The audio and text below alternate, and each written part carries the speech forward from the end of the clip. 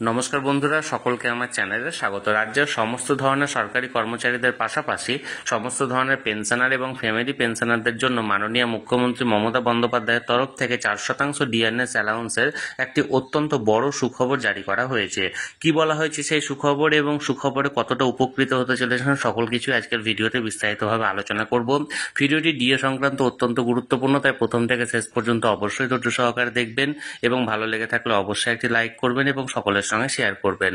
আর সেই সাথে এই চ্যানেলটা যদি প্রথমবার হয়ে থাকেন এই রকমের ইনফরমেটিভ ভিডিও আরও দেখার জন্য যারা এখনো পর্যন্ত এই চ্যানেলটিকে সাবস্ক্রাইব করেননি তারা অবশ্যই চ্যানেলটিকে সাবস্ক্রাইব করে নিতে ভুলবেন না। তাহলে চলুন মাননীয় মুখ্যমন্ত্রী সাহেব লাইভ ঘোষণাটি ডিএ সংক্রান্ত আমরা দেখে নিই। এটা বিশ্বাস করেছেন তো?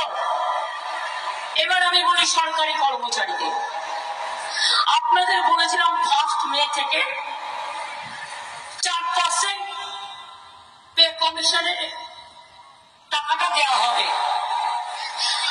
1 মে মানে অ্যাকচুয়ালি টাকাটা আপনারা হাতে পাবেন 1 জুন, তাই তো? অঙ্কে তাই বলে, কিন্তু আমি তো আপনাদের দিদি হই, তাই আমি কি করলাম, আমি স্টেট আলোচনা করে আমরা এটাই ঠিক করলাম, এটা তো অলরেডি বাজেটে বলা আছে, আমরা 1 মে থেকে টাকাটা দেবো না, আমরা 1 এপ্রিল থেকে দেবো।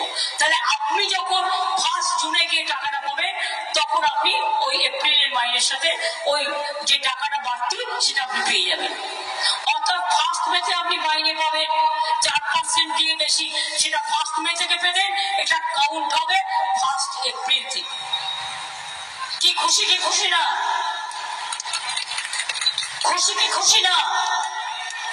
কি স্বরূপ কত বাড়লো?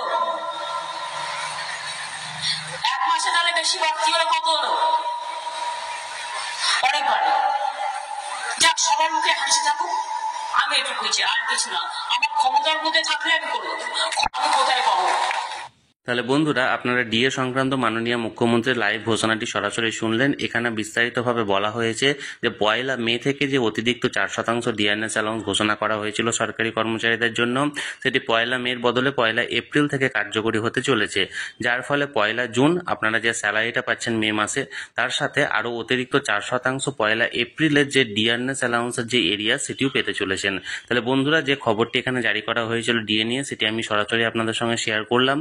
এই নিয়ে যদি কোনো আপনাদের মতামত বা কোনো প্রশ্ন থাকে অবশ্যই কমেন্ট করে জানাতে পারেন। আর এই ভিডিওটি ভালো লেগে থাকলে অবশ্যই একটি লাইক করুন এবং সকলের সঙ্গে শেয়ার করুন। আর সেই সাথে এই চ্যানেলে যদি প্রথমবার হয়ে থাকেন, যারা এখনো পর্যন্ত চ্যানেলটিকে সাবস্ক্রাইব করেননি তারা অবশ্যই চ্যানেলটিকে সাবস্ক্রাইব করে রাখুন। ধন্যবাদ, দেখা হচ্ছে পরের ভিডিওতে।